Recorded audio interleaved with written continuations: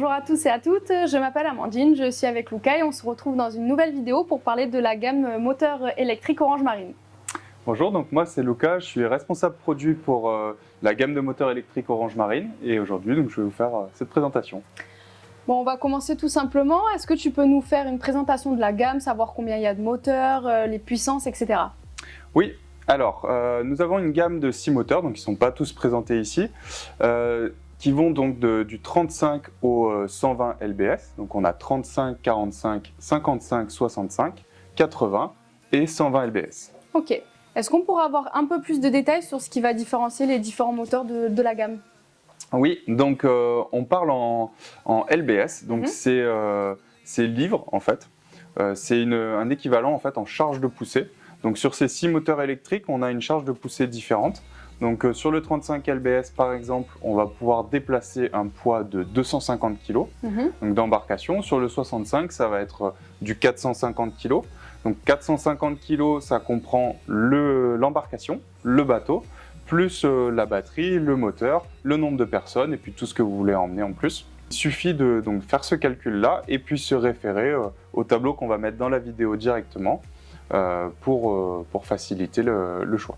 Et du coup, vu que celui-là arrive déjà à un bon nombre de kilos, je suppose que le plus puissant peut avoir encore plus de charge? Oui, donc le 120 lbs, on est vraiment sur une très grande puissance. On arrive sur 1100 kg de charge déplacée. Donc on a de quoi faire. Ouais, on a de quoi faire, ouais, même pour les gros bateaux. Et du coup, est-ce que par rapport au fonctionnement des moteurs, on pourra avoir des détails sur les batteries? Est-ce que je vais utiliser la même batterie pour le 35 que pour le 120 ou il y a des petites différences à ce niveau-là? Alors, la plupart des moteurs fonctionnent en 12 volts, donc du 35 jusqu'au 80 lbs. Donc c'est une seule batterie à décharge lente. En revanche, sur le 120 lbs, vu qu'on est sur une très grande puissance, on est obligé d'utiliser 2 batteries. Donc c'est du 24 volts.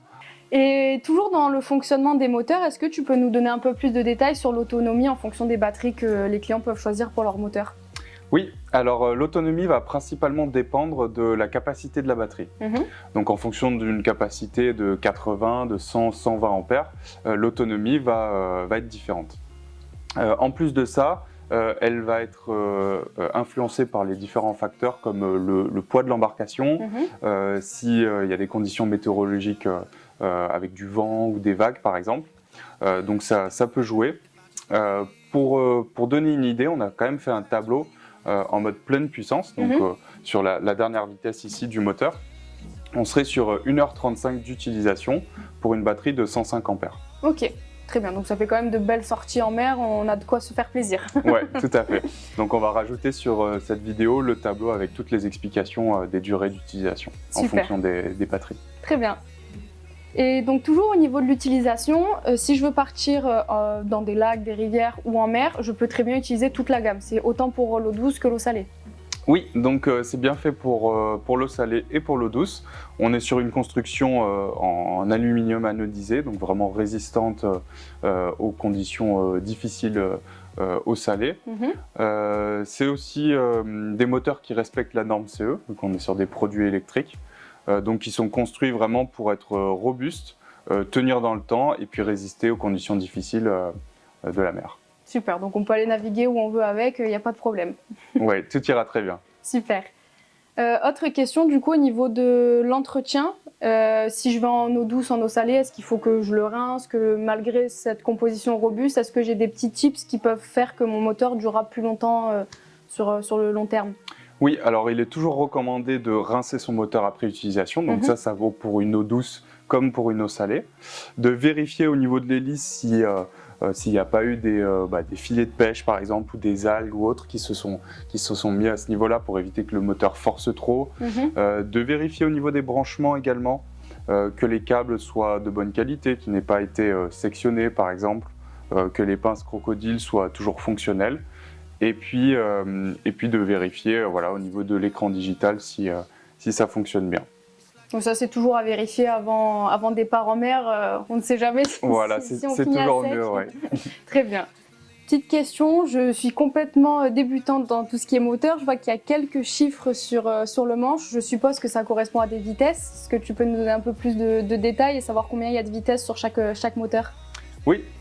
Donc c'est ça, hein, c'est bien les vitesses. On va avoir d'un côté les vitesses à l'avant, donc qui va se sélectionner, donc vitesse 1, vitesse 2, vitesse 3, vitesse 4, vitesse 5. Donc on a 5 vitesses pour l'avant et 3 vitesses pour l'arrière où on va tourner dans l'autre sens. 1, 2, 3, 4. Donc super pratique pour gérer toutes les conditions météorologiques et puis la vitesse. Je vois qu'il y a également des petits affichages sur les moteurs, sauf sur le 35. Ils servent à quoi ces affichages numériques? Oui, donc à partir du 45 lbs, un petit affichage ici va permettre de contrôler facilement en fait la tension de la batterie, donc, qui est exprimée en 12 volts et qui va être pratique pour savoir quand est-ce qu'on doit rentrer et si on est un petit peu juste au niveau de la batterie. Ok, super. Et du coup, on l'a à partir du modèle... Du 45. Du 45, ok, super. Autre petite différence, je vois que les manches sont différents. Est-ce qu'il y a quelque chose qui les différencie ou c'est juste le design qui change d'un moteur à l'autre? Alors ici, sur le 35, vu que c'est un moteur pour toute petite embarcation, on n'a pas de manche, enfin c'est un manche fixe. Okay. À partir du 45, on a des manches télescopiques.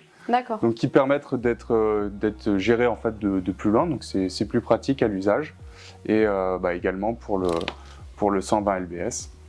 Et il suffit simplement de les tirer et de rentrer. C'est ça. On peut régler, on peut ajuster la longueur facilement. Très bien. Est-ce qu'il y a d'autres ajustements qui peuvent se faire directement sur le moteur, l'inclinaison, etc. ou c'est vraiment que cette particularité? Oui, donc on peut gérer aussi l'inclinaison de la tête. Donc ici, on a juste une petite molette à dévisser et on peut gérer donc vers le haut ou vers le bas. Et surtout, le plus important, on peut gérer facilement la longueur de l'arbre. Donc ça nous permet de nous adapter à plusieurs hauteurs de tableaux différentes, de tableaux arrière différentes. Et ça se règle aussi très facilement avec la petite molette qu'on a ici. Il suffit donc de monter ou de baisser et on va gérer en fait la profondeur de notre moteur. Très bien, et ça c'est propre à chaque moteur? Ça c'est propre à chaque moteur. Après la longueur de l'arbre peut différer, enfin diffère en tout cas entre les différentes puissances. Vu qu'on est sur une petite puissance ici, on n'a pas besoin d'une longueur importante. En revanche ici, vu que c'est sur des bateaux qui sont plus imposants, on a une longueur plus importante. Bon, ça se voit à l'œil nu quand même qu'il y a une différence sur les trois. Je vois aussi qu'il y a des clips ici, ça permet de régler quelque chose ou Oui, donc ça permet de régler en fait tout simplement l'inclinaison. Il suffit, c'est très simple, hein, il suffit d'appuyer comme ça et on peut régler en fait, on peut remonter le moteur, donc le mettre en position verticale ou en position horizontale. Il y a plusieurs différents crans. Donc voilà, ça on peut le gérer au fur et à mesure. Très bien. Du coup, en regardant les hélices en bas, je me rends compte que sur le plus petit, on en a seulement 2, alors que sur les autres, on en a 3. Est-ce qu'on peut avoir un peu plus de détails sur cette construction? Oui, on voit surtout la différence de taille en fait, au niveau du moteur. Donc sur le 35, on est vraiment sur un petit moteur avec une hélice en bipale. Et ensuite, à partir du modèle 45, on arrive sur des tailles un peu plus conséquentes. Donc on a également 3 pales. Et sur le 120 lbs, on est vraiment sur un très gros moteur. En plus, il y a des différences au niveau de la technologie. Donc, on est sur des moteurs charbon jusqu'au 65 lbs, pardon. Et ensuite, on passe sur des moteurs brushless. La différence principale, c'est qu'on génère une meilleure énergie en fait par rapport à, une meilleure poussée par rapport à l'énergie utilisée. Très bien.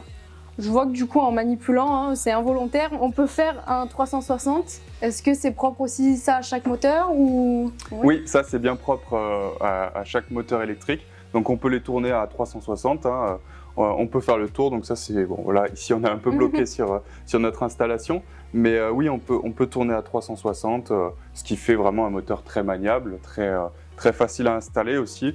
J'ai pas précisé tout à l'heure, mais c'est des moteurs qui sont très légers, donc qui pèsent entre 7 et 12 kg à peu près, donc c'est très facile à installer et à enlever. Il suffit de dévisser ces 2 parties ici, enlever les pinces et hop, on peut l'enlever de son embarcation. Donc oui, c'est très facile. Très bien. Bon bah super, je pense qu'on a fait le tour des explications. Les 6 moteurs, toute la gamme est disponible sur le site Orange Marine.